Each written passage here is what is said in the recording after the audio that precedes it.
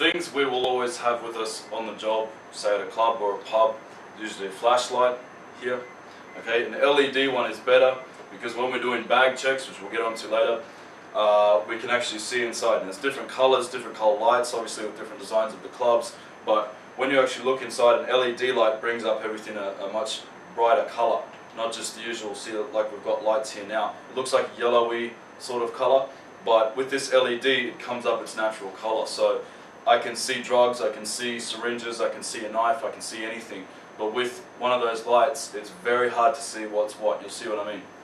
So this sort of torch, you know, an LED one, a decent one, can start at like $120, $160, especially here in Japan. They're pretty expensive. They get imported from the US and all that.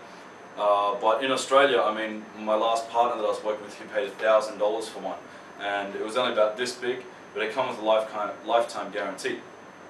I like something this size personally better, that wraps around my wrist here. I put it through, and I grab it like this. Okay, and I've got my thumb on the end because I can see what's going on. Okay, I can click it on, click it off there. So usually when I'm checking ID, I'll be here, I'll have it in my hand, right?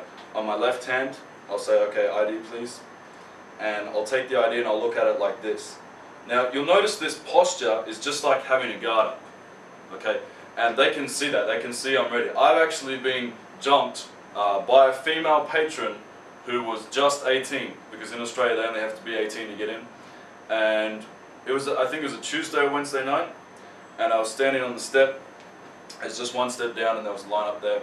And I least expected it, but you know, if you've ever been jumped, you'll know that when you're going to get jumped, it's when you least expect it, because the best time to get somebody is by surprise, you know, when they're not expecting it. So having that over them is such a great advantage. And she had that over me. What happened was, I was distracted by some of her group, which we had a fight with the night before, a very big fight with, and she come in and I said, oh, ID please. And someone had said something to me, so I'm looking at the ID and I wasn't concentrating on her. I mean, why would I concentrate on her? Think about it. I should have been, but this is where I learned. She was about this tall compared to me, very, very short. And I was sitting there, I looked at her ID, I looked back, and then boom, I got cracked in the nose. It was like the 4th time I had my nose broken. And that's where I least expected it. From then on, I held IDs in my left hand and had my right hand here with the torch. Even if there's a light outside and you can usually see it, you want to see it perfectly. You want to check for if it's fake or if it looks a bit dodgy or whatever. You've also got your guard up here. Now with this torch, you'll see the end bit sticking out. If I'm to hit them, to strike them in any way, even softly or not as hard as I can obviously, it's really going to do some damage. So I go for soft spots. The fact that I've got it tied on, if I slightly lose grip, it's not going to come off.